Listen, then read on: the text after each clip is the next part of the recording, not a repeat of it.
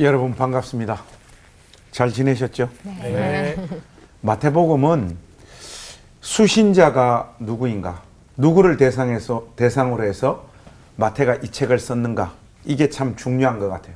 학자들이나 대부분의 목회자들은 유대인들을 향하여 마태가 이 마태복음을 기록했을 것이다. 그들에게 어떤 메시지를 던지려고 이 책을 적었을 것이다.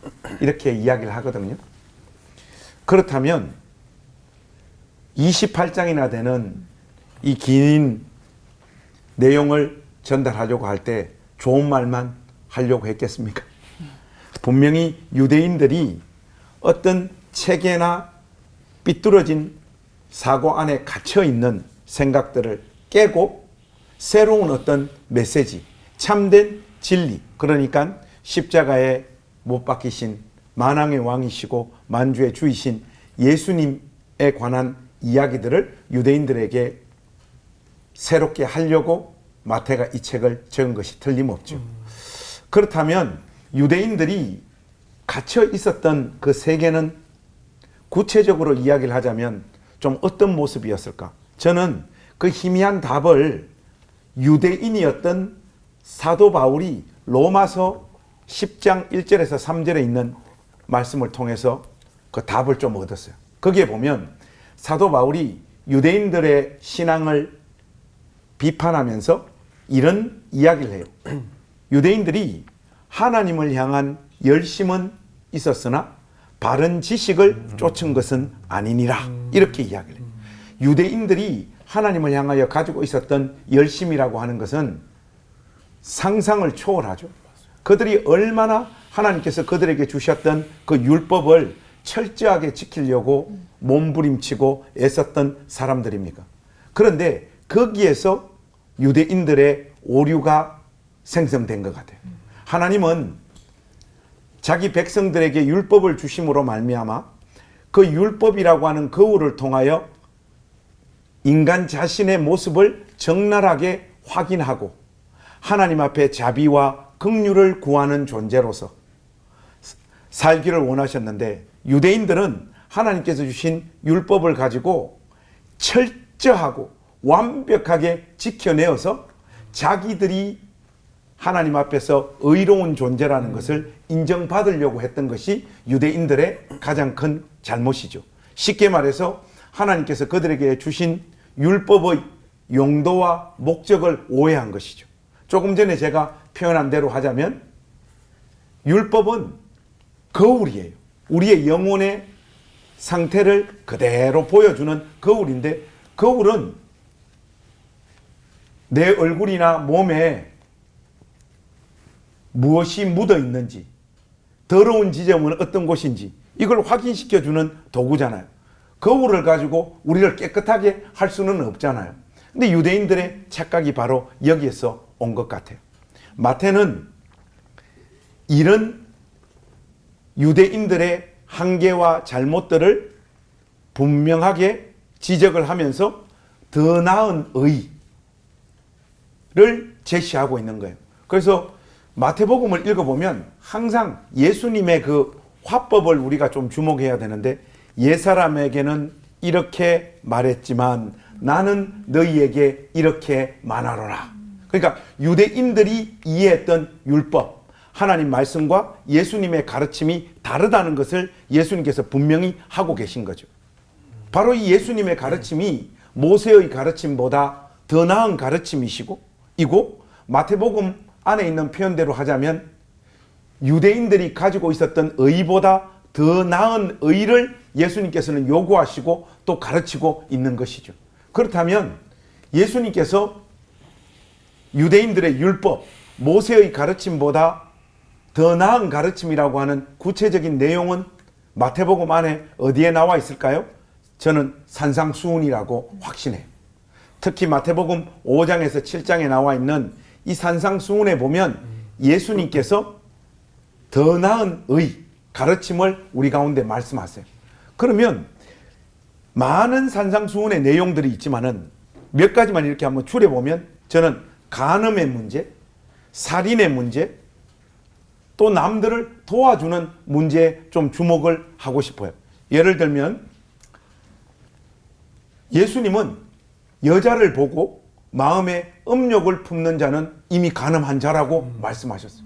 그러면 오늘 이 방송을 보고 있는 우리 남자분들, 그리고 이 방송국에 나와 있는 이 남자들 중에 간음 안 한 인간이 있습니까? 아무도 없습니다. 다 멀쩡하게 괜찮은 사람인 것처럼 앉아 있지만은 예수님의 이 기준대로 하자면 우리 모두는 다 간음자예요. 또 살인의 문제도 그래요. 실질적으로 사람을 죽여야지 살인한 것이 아니라 마음으로 형제를 미워하면 이미 살인한 자라고 말씀하세요. 그 남을 돕는 문제도 예수님의 기준은 너무 높아요. 속옷을 달라 하면 겉옷까지 벗어서 주라. 이렇게 살 수 있는 사람이 어디 있냐고. 그래서 산상수훈의 예수님의 더 나은 의, 예수님의 이 가르침 앞에 대부분의 사람들은 어떤 반응을 보이는가 하면 인간들 중에 누가 과연 그렇게 살 수 있습니까? 이 말씀이 오늘날에도 우리에게 있는 그대로 요구되어지는 말씀입니까? 이렇게 반응을 해요. 근데 우리가 생각을 조금 바꾸면 예수님의 이 가르침은 모세가 가르쳤던 그 가르침보다 훨씬 더 엄격하고 요구 수준이 높잖아요. 한번 거꾸로 조금만 생각을 해보세요. 예수님께서 이런 더 나은 의를 우리 가운데 요구하시는 것은 바로 우리는 우리가 생각하는 것보다 하나님 앞에서 훨씬 더 악한 존재라는 것을 분명히 하시기 위함이에요. 우리의 소망은 이 예수님, 더 나은 의를 우리에게 가르치는 이 예수님 앞에 일방적인 자비와 긍휼을 구할 때만이 소망이 있는 존재라는 것을 예수님께서 분명히 하시는 거예요. 그리고 조금만 더 한번 생각을 해보면 예수님께서 모세보다 더 나은 가르침, 더 높은 수준의 요구를 우리에게 지금 하고 있다는 것은 동시에 무엇을 말하는 겁니까? 우리를 훨씬 더 영광스럽고 복된 존재로 우리를 간주하시며 여겨주신다는 것을 반증해 주는 말씀이잖아요. 그래서 산상수훈에 보면 제일 인상적인 표현은 저는 개인적으로 이 말씀이라고 생각을 해요. 너희는 세상의 빛과 소금이라. 말 그대로 세상에 빛과 소금이 없으면 세상이 유지되어질 수가 없습니다. 이게 우리의 부르심이라고 한다면 예수님께서 우리를 얼마나 영광스럽고 고급스러운 자리로 지금 초대하고 있는 것이냐 말이에요. 우리의 객관적인 실력과 현재의 모습과 상관없이 빛과 소금이 되라고 말씀하시지 않으시고 너희는 이미 빛과 소금의 자리로 부름받고 있는 존재들이다. 이렇게 우리를 지금 우리를 향하여 이 부름의 자리로 불러주고 계시단 말이죠. 그래서 더 나은 의를 우리에게 제시하시고 그 길로 우리를 초대하고 있는 이 예수님 앞에서 자비와 긍휼을 더 간절히 하나님 앞에 간구하는 존재가 되어야 될 뿐만 아니라 우리의 부르심이 하나님께서 우리로 하여금 모세의 율법 체계에서 사는 그 삶보다 훨씬 더 영광된 자리로 우리를 초대하고 계시구나. 우리가 바로 그런 존재이구나 하는 그런 정체성을 우리 올포 모든 가족들이 이 부르심 앞에서 가질 수 있기를 우리 주님의 이름으로 부탁합니다. 기도하겠습니다.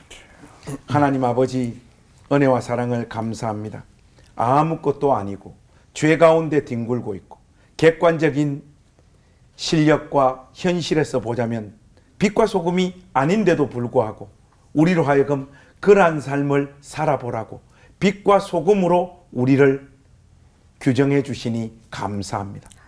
우리의 현실이, 우리의 실력이 빛과 소금 같은 모습이 아니어서 절망하고 괴로운 날도 많지만 그럼에도 불구하고 우리를 빛과 소금이라 불러주시고 그 자리로 초대하여 주시니 그렇게 살기 위하여 몸부림치고 애쓰는 그 영광된 자리로 가기 위하여 하나님 앞에서 최선을 다하는 우리 모두가 될 수 있도록 은혜 베풀어 주옵소서. 아멘. 예수님의 이름으로 간절히 기도하옵나이다. 아멘. 아멘. 산상수훈에 의하면은 이 마음으로만 죄를 지어도 그게 죄를 지은 게 된다고 네. 하셨잖아요. 근데 보복을 포기하고 원수를 사랑하라. 이게 과연 가능한 건지 특히나 오늘날에도 이게 유효한 건가 싶거든요. 설교할 때도 제가 살짝 언급을 했지만 지금 유대인들은 자신감이 뿜뿜한 거. 우리는 하나님 말씀을 철저하게 지켰다는 그들을 향하여 예수님께서 간음의 문제, 살인의 문제를 마음에서 이미 일어난 작용을 통하여 이미 죄를 지은 거다. 이렇게 이야기해버리면서 그들의 어떤 자부심을 산산조각 지금 내고 있어요. 이 의도를 일단은 읽어내야 되는데 보통은 이 가르침 앞에서 목사님 이러면 누가 이 계명대로 살 수 있는 인간이 있습니까? 이렇게 나와요. 저도 철이 없었을 때는 거기에 포커스를 맞춰서 이러면 나는 매일 간음하고 매일 살인하고 매일 남을 돕지 않은 사람으로 죄를 짓고 사는 존재인데 그 앞에서는 절망밖에 느낄 수가 없더라고요. 근데 우리 주님께서 이런 가르침을 우리에게 주시는 진짜 의도가 뭘까를 한번 생각해 봐야 돼요. 로마서에 있는 말씀대로 하자면 그리스도 예수 안에 있는 자에게는 결코 정죄함이 없다라고 말씀하셨어요. 우리가 예수님께서 금방 마음으로 이미 짓는 이런 죄에 있어서 계속해서 넘어진다고 할지라도 우리의 신분 자체가 포기되어지거나 구원받지 못하는 일이 일어나는 것은 분명히 아니에요. 분명히 아닌데 그렇다면 바로 그 자리에서 우리는 하나님 앞에서 어떻게 살아야 되느냐? 이 가르침대로 살려고 부단히 애쓰고 몸부림쳐야죠. 그리고 하나님께서 유대인들에게 주셨던 그 율법의 원래 목적은 그들이 지금 자랑하는 그런 정도의 수준, 뭔가 자기들이 기준 꺼놓고 지킨 다음에 우리는 너희들과 다르다라고 하는 이런 자기의를 취하는 정도의 차원에서 주신 말씀이 아니라 그것보다 훨씬 더 고급스럽고 훨씬 더 영광스러운 자리로 우리를 초대하고 있다라는 말씀이거든요. 마음으로 이미 죄를 저질러도 죄를 범한 것이다 이렇게 말씀하시는 것은 사실은 우리를 굉장한 존재로 인정해 주시는 거예요. 아무에게나 이런 삶을 살아보라고 초대하지 않는 거예요. 일단 우리가 그 마음들을 가지면서 우리 주님께서 요구하시는 원수의 문제, 간음의 문제, 살인의 문제를 대하면 좋겠다. 우리 주님께서 나를 굉장히 영광스럽게 보시는구나. 그래서 이 숙제를 지금 나에게 제시하고 계시는구나. 이렇게 생각하면 이런 가르침들을 대하는 우리의 태도나 자세가 확 달라질 거라고 생각합니다.